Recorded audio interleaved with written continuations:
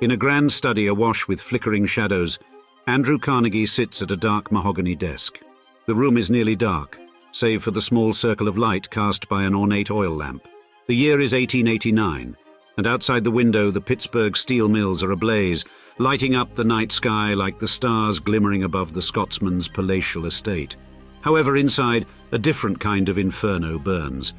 It is the fire of an idea that will change the course of American history. With a clenched jaw and eyes gleaming with resolve, Carnegie leans forward, gripping his quill as if it were a sword. As he scribbles intently, he hesitates suddenly, feeling the weight of the next sentence.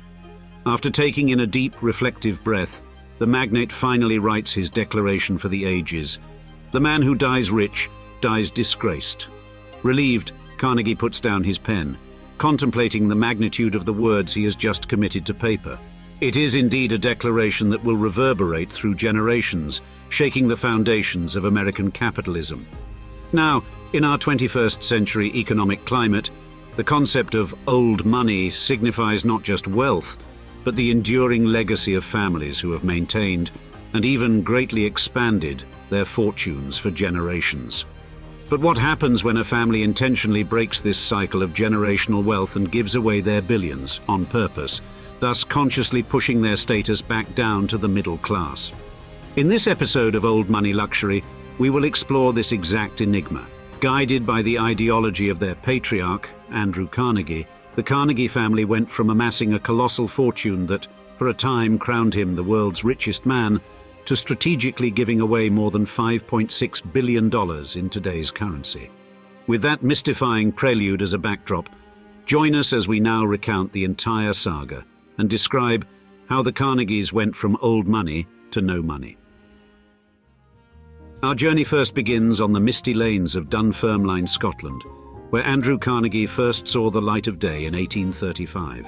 Born to no ordinary family, young Andrew's lineage was steeped in the humble craft of weaving, a tradition nourished by his father, William Carnegie, and his paternal grandfather.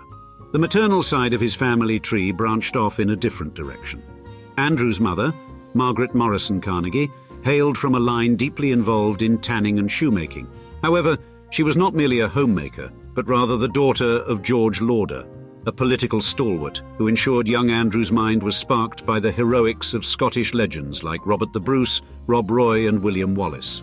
The Carnegie family's daily life was framed by the quaintness of their weaver's cottage and the looming presence of the Industrial Revolution, a transformative period that remodeled Scotland's social fabric and economic vitality.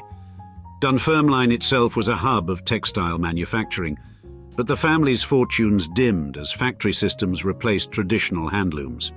This decline subjected weavers like William Carnegie to financial hardships, casting shadows of poverty over their lives. Yet, William was not just a weaver caught in the crossfire of industrialization. He was a passionate advocate of the Chartist movement, which called for broad political and social reforms. On the other side, Margaret Morrison Carnegie's family was also politically active, adding another layer to Andrew's inherent views on social responsibility. But how did the teenaged Andrew navigate through a world shifting under his feet? The answer lies in his relentless pursuit of self-education. Formal schooling took a back seat as Andrew leaned into books and night school, supported by a family tradition that valued intellectual rigor and political activism. Libraries became his sanctuaries, thanks to Uncle George's introductions to literary masterpieces and historical narratives. These early experiences seeded his lifelong love for libraries and a philanthropic fervor to construct these reservoirs of knowledge across English-speaking countries. But Scotland's Industrial Revolution would soon not just alter the nation's economy, it would birth complex societal structures, trigger urban migration, and lead to governmental reforms. Amidst this tumult, it became clear that the Carnegie family needed to seek greener pastures. And to that, the burgeoning magnetic allure of the American dream, the notion that in the United States you can make it big through sheer grit and enterprise. And we arrive at the year 1848, when the Carnegies decide to pack up their hopes and dreams, cross the Atlantic, and settle in Allegheny City, Pennsylvania. Here, they would hope to find not just economic sustenance, but a stage upon which young Andrew could shape his indomitable destiny. Now, the Carnegie family had deliberately chosen Allegheny, the budding industrial suburb of Pittsburgh, for its abundant economic prospects. During this period, in the mid-19th century, America was a crucible of change, fueled by manifest destiny and the California gold rush of 1849. The nation itself was also on the cusp of an industrial revolution, transitioning from agricultural simplicity to industrial complexity. Allegheny specifically was a mosaic of diverse communities, including Germans and Croats, and offered a plethora of job opportunities in sectors like commercial trading, meatpacking, and leather tanning. However, despite these favorable conditions, the Carnegies faced initial hardships. William Carnegie's weaving business faltered, forcing 13-year-old Andrew into the laborious role of a bobbin boy in a cotton mill, where he would work 72-hour weeks for a modest $1.20 per hour, roughly $168 a month in today's currency. But not one to be confined by menial tasks, Andrew navigated through a series of roles that laid the foundation for his later empire. Positions such as messenger, secretary, and telegraph operator for the Pennsylvania Railroad served as an informal education in corporate structure and strategy. His affiliation with the railroad industry was particularly instructive. It offered lessons in management and cost optimization, as well as invaluable connections with industry giants like Thomas A. Scott and J. Edgar Thompson. These associations helped Carnegie secure early ventures like the Keystone Bridge Company, critical to the railway infrastructure. Subsequently, the Civil War amplified Carnegie's already diversifying portfolio, especially with his stake in the Columbia Oil Company. The conflict skyrocketed demand for both iron and oil, boosting his profits.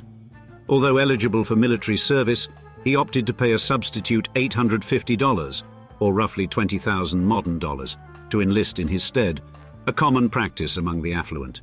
And by the early 1870s, Carnegie had diversified his investments across a broad spectrum. His real breakthrough came in 1873, with the recognition of steel's untapped potential. Notably, he initiated the construction of the Edgar Thompson Works in Braddock, Pennsylvania, a groundbreaking facility introducing the Bessemer steelmaking process to America. Costing an estimated $1.2 million, or roughly $30 million in modern currency, the mill was a high-stakes bet on an unproven sector. Yet the gamble yielded significant dividends, as the facility didn't just elevate steel production standards, it fundamentally altered the fabric of American industry. In the years following, Carnegie further expanded and integrated his business holdings, including significant assets like the Scotia ore mines, Union iron mills, and Lucy furnaces. This methodical combination of resources and production capacities set the stage for the emergence of the powerhouse that became Carnegie Steel Company in 1889. Now, by the dawn of the 1890s, Andrew Carnegie was firmly established as an industrial colossus, presiding over a domain that extended well beyond the furnaces of his steel operations. His Carnegie Steel Company was the bedrock of global steel production, redefining benchmarks for both efficiency and profit. During his financial peak, Carnegie was an indomitable force in American enterprise, amassing his immense wealth chiefly through steel production endeavors. His holdings were extensive, comprising a diverse array of investments from lucrative real estate to varied business ventures. One significant acquisition was Scotland's Skibo Castle in 1899, which he transformed into a tranquil retreat, far from the industrial hustle. You see, Carnegie's monumental success was rooted in two pillars: innovative techniques and shrewd business acumen. His playbook included various methods aimed at ensuring Carnegie Steel remained an industry leader. Vertical integration, strategic mergers, and an uncompromising attention to cost efficiency were among them. For example, vertical integration was foundational to his business approach. He took ownership of entities along different stages of the steel-making process, from iron ore mines to railway companies. This end-to-end control enabled him to dramatically lower production costs while simultaneously optimizing operations for greater efficiency. His expansionary ambitions were further realized through mergers and acquisitions, notably the union of assets with H.C. Frick and Company in 1892. This move fortified the Carnegie Steel Company, giving him greater leverage over both the marketplace and the supply chain. An unwavering dedication to operational efficiency led him to adopt the Bessemer process, significantly quickening steel production while driving down costs. This made steel more affordable and accessible, altering the American landscape by facilitating the construction of bridges, skyscrapers, and expansive railway systems. However, this zeal for efficiency occasionally came at the cost of labor welfare. The introduction of cutting-edge technology and methods often preceded adequate safety measures. This tension came to a head in the Homestead Strike of 1892, a violent skirmish between workers and management that resulted in 12 deaths and created an enduring fissure between labor and leadership. Henry Clay Frick, who was the muscle of Carnegie Steel at the time, instigated the conflict through wage reductions. While Carnegie was geographically removed, quietly waiting back in Scotland, he had empowered Frick to act unilaterally, leading to a violent standoff that left an indelible scar on his otherwise storied legacy. Indeed, this harrowing incident triggered a significant self-reckoning for Carnegie, ultimately inspiring his gospel of wealth philosophy. This ideological shift diverged markedly from his peers' prevailing perspectives, emphasizing not just the ownership, but also the ethical stewardship of wealth. Published initially in 1889, the thesis proposed that affluence carried a moral duty to benefit society at large. Transitioning from theory to action, Carnegie would subsequently channel his resources into philanthropy, laying the groundwork for educational institutions, public libraries, and other community-focused entities. However, his philanthropic masterstroke would first need an exit strategy from the rough-and-tumble business world of industrial-age America, and therefore he would need a powerful ally to help strategically guide him out of the corridors of ruthless Gilded Age finance. Now, at the turn of the 20th century, when the American steel industry was the backbone of a rapidly modernizing economy, legendary financier and Machiavellian businessman J.P. Morgan saw an unparalleled opportunity. Steel was not just a commodity, it was the lifeblood of industrializing cities, the burgeoning auto industry, and wartime production during World War I. By acquiring Carnegie Steel, Morgan could craft the United States Steel Corporation in his image, a monolithic entity that at the time was the world's largest company. This acquisition enabled Morgan to corner the steel market and exploit the soaring demand for this vital resource. Thus, the 1901 sale of Carnegie Steel to J.P. Morgan for an astonishing $480 million, equivalent to over $13 billion in today's money, was more than just a business transaction. It provided Andrew Carnegie with the financial muscle to massively escalate his philanthropic activities, in sync with his own moral guidelines encapsulated in his Gospel of Wealth. With this philosophy as his North Star and seemingly endless cash in the bank after the sale of his empire, Carnegie proclaimed that the affluent were morally obligated to disperse their wealth in their lifetime, and this sale armed him with the capital to make a transformative societal impact. Carnegie's subsequent largesse left an indelible mark on multiple sectors: education, peace initiatives, and scientific research, to name a few. Among his most enduring contributions were the Carnegie Libraries, a global network of more than 2,500 public libraries. Indeed, his advocacy for public libraries came at an opportune moment when the American public library system was in its nascent stage, meeting the growing need for accessible knowledge. Consequently, these libraries were a catalyst for education and self-improvement across diverse populations, and they ushered in a new era of knowledge democratization. Local communities soon became the financial pillars of these libraries, providing about 80% of public funding. Furthermore, Carnegie's focus on libraries spurred a ripple effect, inspiring other local philanthropists to invest in their communities. These libraries were not just buildings filled with books. They were innovation hubs that enriched their localities and continue to serve their communities today. Beyond libraries, Carnegie's financial legacy led to the founding of educational behemoths like Carnegie Mellon University, an institution renowned for its contributions to science, technology, engineering, and mathematics. Additionally, Carnegie Hall in New York City stands as an emblem of his patronage in the arts. This iconic concert venue has been a stage for countless musical legends and continues to uphold its reputation as an architectural and cultural jewel. However, the sale of Carnegie Steel also had ramifications for Carnegie's personal fortune. In keeping with his views on wealth dispersion, Carnegie systematically drained nearly all of his family's financial reservoirs. Now, in 1919, Andrew Carnegie's death led to a circumspect distribution of his considerable assets, personal belongings, a financial endowment, and real estate properties, among them a New York City townhouse and a Scottish vacation home. His spouse, Louise Whitfield Carnegie, a New York native, had encountered Andrew at the age of 23, thanks to her father. The two marked in 1887 at an intimate ceremony, subsequent to Louise signing a prenuptial contract that waived any future claim on Andrew's wealth. And Louise, frequently depicted as a person of kindness and moral caliber, had a prominent role in Andrew's altruistic pursuits as a board member of the Carnegie Corporation. Following Andrew's demise, she remained an active participant in the family's philanthropic ventures. Margaret Carnegie Miller, their sole child, inherited a modest trust fund, compelling the family to part with the Manhattan residence due to maintenance expenses. Born and raised in New York City, Margaret wed Roswell Miller Jr. in 1919. They had 4 offspring before their marriage disintegrated in 1953. Margaret served on the board of the Carnegie Corporation from 1934 until 1973 and remained an honorary trustee for life until her passing in 1990.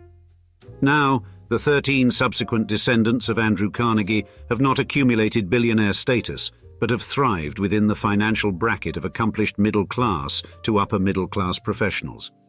Investments in diverse sectors like real estate and technology have been judiciously managed. Philanthropy, too, is an enduring family hallmark. William Thompson, a great-grandson, exemplifies this, having navigated personal setbacks, such as his mother Louise's polio, to perpetuate the family's charitable legacy. As former chair and honorary president of the Carnegie UK Trust, he oversaw the yearly allocation of £1 million to assorted causes. Admirably, in the 21st century era of intense public scrutiny and a mass media obsession with wealth, the Carnegies have kept impressively low profiles. Thorough internet searches on their lives reveal little. Social media platforms are devoid of family references, to the point where it's unlikely you'll find pictures of, or even the full names of, many living Carnegie family members. Such obscurity is indeed cultivated and cherished by this legendary clan, reflecting their old money ethos that prioritizes discretion over publicity. Where new money types may seek public affirmation through visible philanthropy or social media, the Carnegies exemplify different ethics. They have opted for a near-invisible public persona, contrasting sharply with the transparent lifestyles common among contemporary wealthy individuals. The preservation of privacy has thus become a family trait, and it adds another dimension to an already multifaceted family narrative. Andrew Carnegie was a public figure, but his heirs have largely retreated from the spotlight and the headlines, exemplifying a thoughtful navigation between the twin demands of affluence and social responsibility in today's world. And now, we'd like to see you in the comments. Do you think wealthy families choosing to give away their money is better than the government taxing the rich? Or do you believe old money should be taxed heavily, regardless of their personal charity works? In other words, who does charity better, the wealthy or the government? We'll be fascinated to hear your responses, as this is a classic economic question of our time. And thanks again for joining us for another episode of Old Money Luxury. Cheers, until next time.